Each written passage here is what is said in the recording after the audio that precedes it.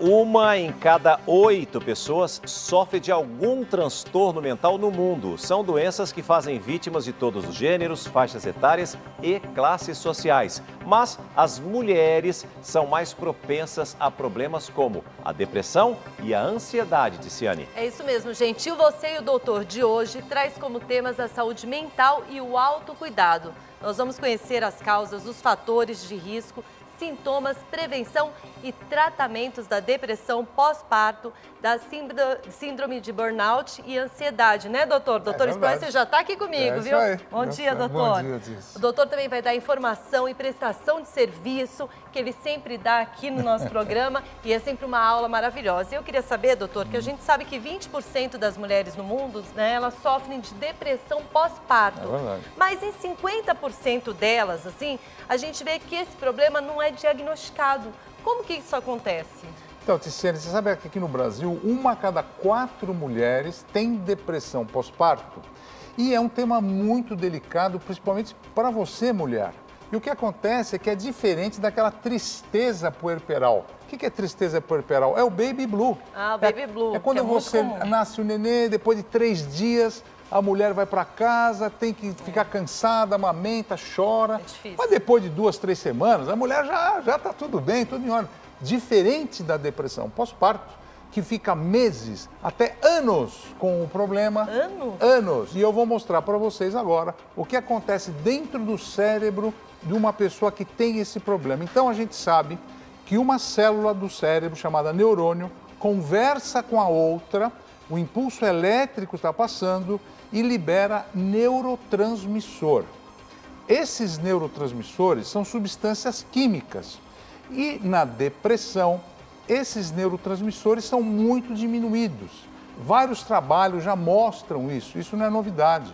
E principalmente a serotonina, a noradrenalina são liberadas e ajudam você no dia a dia a fazer tudo. Quando caem essas substâncias químicas, é que você começa a ter os primeiros sinais e os primeiros sintomas da depressão pós-parto.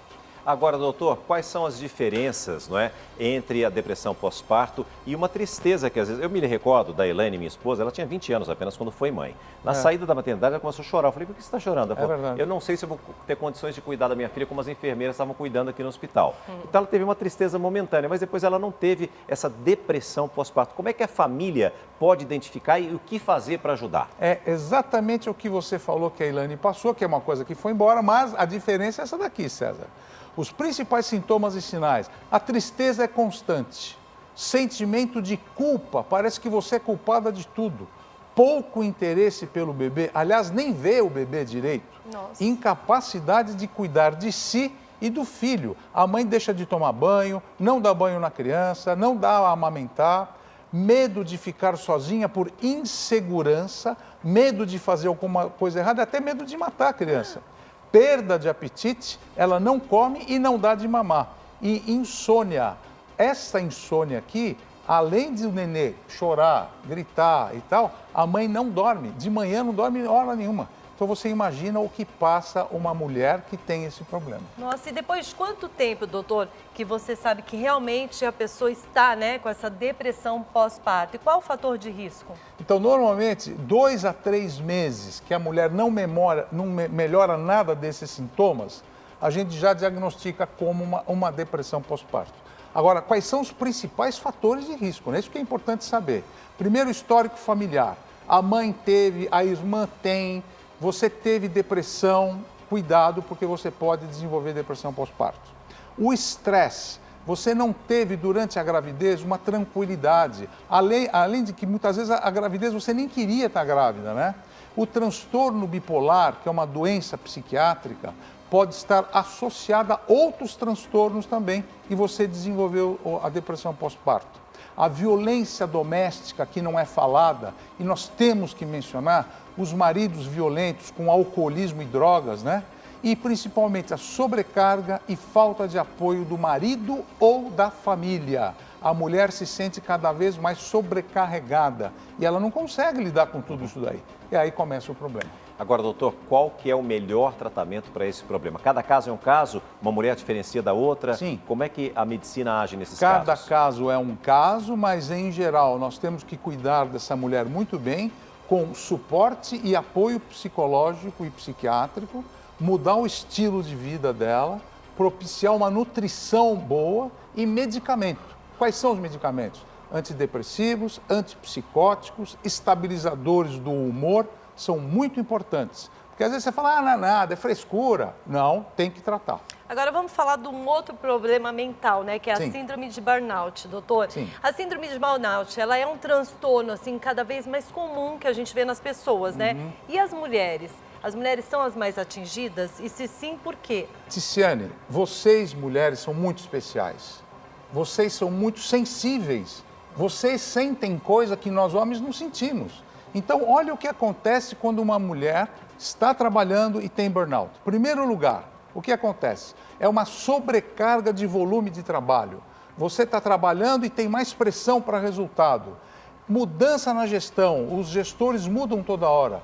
Cortou o gasto, não tem mais dinheiro. E reestruturação na empresa.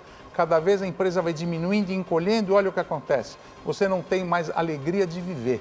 E isso acontece muito e aí começa a dar os sinais e sintomas da doença, entendeu? Agora, doutor, como é que a gente pode diagnosticar, identificar uma pessoa com essa síndrome e não apenas com cansaço ou como estafa, por exemplo? Sim, geralmente, César Filho, os principais sinais e sintomas desse problema é cansaço constante, você nunca está bem, distúrbios do sono, nunca dorme bem também, dor muscular e dor de cabeça, as coisas que você nunca teve. Alterações do humor e da memória, você começa a perder a memória e começa a ficar triste, falta de apetite, depressão e tendência ao alcoolismo e uso de drogas. Então o burnout é a própria palavra que está falando. Você não tem mais energia para viver. E isso a gente tem que diagnosticar logo, porque isso tem cura. Tem risco também, né, de alguma coisa. Você pode se suicidar. Agora, doutor, me fala uma coisa, é possível a gente evitar essa síndrome? É possível, é importante, porque tem sempre as suas válvulas de escape, né? Então vamos ver como é que a gente pode evitar. Praticar atividade física é importante para você se encher de novos hormônios, dar mais alegria na sua vida, mais disposição. Desfrute momentos de lazer. A hora que você tem livre, não vai trabalhar, não vai pegar coisas da empresa, vai descansar. Inclua hábitos saudáveis, como uma alimentação, dormir bem, acordar na hora certa, evitar coisas ruins na sua vida, como álcool e droga. Ah, mas eu vou fazer um happy hour, vou encher a cara. Não faça isso, porque você pensa que vai ajudar, mas ao contrário, piora. E buscar melhores condições de trabalho. Como que você vai fazer isso? Com um suporte de pessoas que saibam fazer, com uma ajuda profissional, com uma terapia, com uma recolocação do seu trabalho, achar novos horizontes na sua vida. Muitos empresários que me procuram, muitas vezes eu tenho que fazer o quê? Afastamento do trabalho, porque a pessoa não consegue mais viver. No Você e o Doutor de hoje, o médico de família, Dr. Antônio Spreuser, está falando de alguns transtornos mentais. Ele já trouxe dicas importantes aqui, esclarecedoras, a respeito da depressão pós-parto e também da síndrome de burnout. E agora nós vamos falar do transtorno da ansiedade, que é 2 vezes mais comum nas mulheres do que nos homens. Por que isso acontece, doutor? Então, como eu acabei de comentar com a Ticiane, César Filho, as mulheres em geral, elas são muito especiais porque elas são sensíveis. Sim. E elas descobrem coisa que ninguém descobre. Então acaba afetando muito a mulher. Imagina vocês agora que eu vou mostrar como que a mulher fica na ansiedade. A mulher normalmente está pensando no carro, no cartão de crédito, nos filhos, na escola, no supermercado, o que eu vou fazer. Isto vai fazer com que dentro do cérebro existe uma região chamada sistema límbico, que tem o hipocampo, a amígdala, o hipotálamo e o tálamo. Eles trocam informação entre eles, liberam vários hormônios e vão ativar agora o córtex pré-frontal ou lobo pré-frontal. E aí que é a perdição do problema, porque vai começar a liberar muita noradrenalina, que são os hormônios que te deixam muito para cima. E esse quadro clínico da ansiedade é puramente hormônio, é adrenalina na veia. Aí gera aquela hiperatividade. Exatamente, exato, parece que tem até pânico. Tem muita energia, essa mulher está muito elétrica. Exatamente. Né? Mas a ansiedade, por exemplo, ela pode gerar sintomas? Claro, os principais, Ticiane, é como eu falei, é adrenalina na veia, né?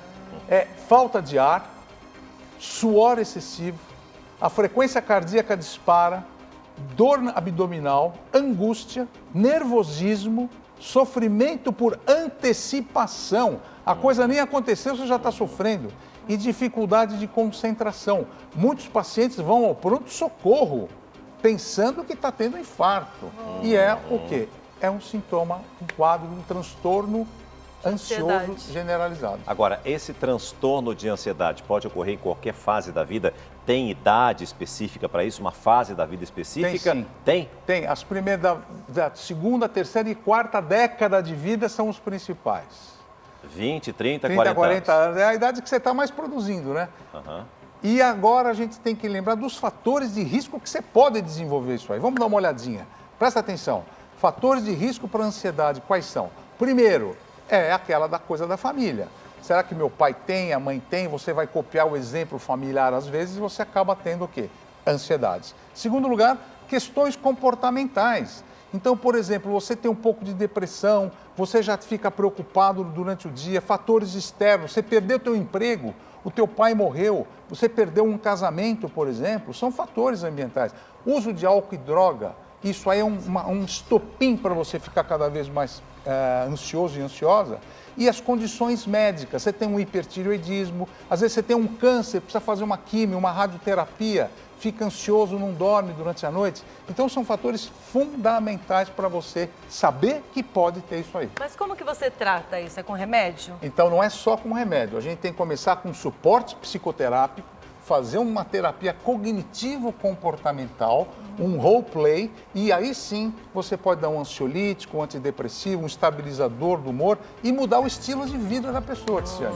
Bom, Aí, eu melhor. sei que muita gente está em dúvida ainda, quer fazer pergunta para o professor Dr. Antônio Spreusser, que contribuiu mais uma vez com uma consulta e com uma aula totalmente gratuitas aqui para a gente. Ele vai continuar conosco nas nossas redes sociais. Se você ainda não segue, entra lá, @hojeemdia, e ele vai estar respondendo a sua pergunta que você faz com a hashtag Hoje em Dia. E eu, como sempre faço, vou deixar uma pergunta aqui. Em todos os casos, doutor, em todos os casos, Sim. o exercício físico também contribui, ajuda a melhorar os sintomas? O senhor responde lá nas redes sociais, por favor.